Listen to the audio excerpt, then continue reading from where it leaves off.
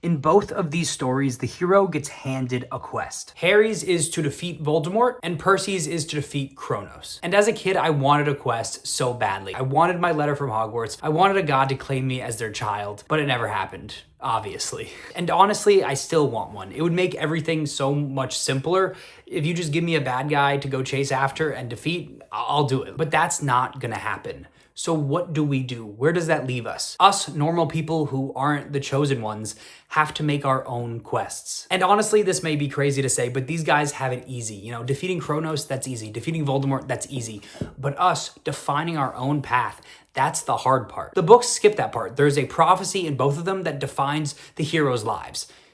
They're actually really similar. They both have trios of people, Hermione, Annabeth, two smart females. Like they actually are very similar books. But anyways, that is why these books are so enticing. They skip all of the hard parts and cut right to the easy fun parts, the going on the quest, the saving the world, all that stuff. But us normal people have to go through the hard parts. There's usually no bad guy we have to go defeat. We have to pick a problem that we see in the world and somehow improve the world by solving that problem. But that is never as clear as just defeating Voldemort or defeating Kronos. Maybe you want to be a scientist and cure a disease. Maybe you want to start a business that helps cure loneliness. Maybe you want to start a charity that builds wells in Africa. There are so many things that you can do, and that in itself makes everything more confusing. And then when you do pick a thing, there is no defined journey that you have to go on. You have to make your own path. It's not clear like good versus evil. It's complicated and confusing. And then also the literal action of going on the quest, going and fighting monsters. I mean, that is so much more fun than doing the paperwork that you need to do in order to build that well in Africa, which is why fighting monsters is easy and defining your own quest in real life is hard.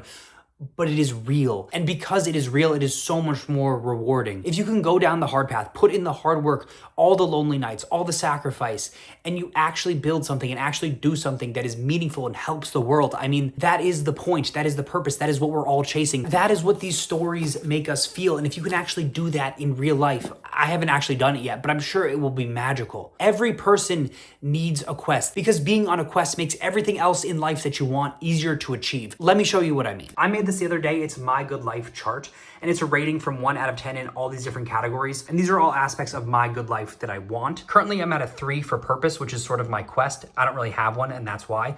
But if you have a purpose, if you have a quest, it makes everything else easier to achieve. Ideally, you're making money from this quest, so it makes finances easier to achieve. On this quest, you're probably gonna meet people and become friends with new people. You're also probably gonna end up finding some sort of community. It's gonna make you motivated to get fit, sleep, and eat well so you can be better and be healthier and perform better for this quest. It gives everything you do a reason. You're doing it for something. It's the thing that makes you excited to get out of bed in the morning, which is why we all need one. We all need a quest, but that is the hard part because we have to write our own story. We have to come up with the quest ourselves. We have to be the hero that goes on the hero's journey. These were written by people. We have to write our own story. All right, hey, this is Editing Matt. I'm currently editing this video and I thought of something that I wanted to add. So the only reason that stories are interesting to us is because they have a conflict. If you take out the conflict, the story becomes really boring. And I think the same thing is true for our lives. These quests that we go on in our real life are meaningful because we go through conflict. We do hard things to achieve something great. So stories in real life are similar in that way. They both need conflict and challenges to make it worthwhile and meaningful. So find something that you're willing to suffer for. Find something that you're willing to feel like all is lost for. This is the part of the story that all heroes go through. All aspects of the hero's life are in shambles, wreckage, no hope, but that's okay because it's a false defeat and all heroes go through it and you will get through it. Find something that you're willing to feel like that for and you will have a good life. Okay, now back to the video. I don't know what my quest is yet, but I'm trying so hard to figure it out because I know that is the key to living the good life that I want. So go find your quest and create that good life that you know you want.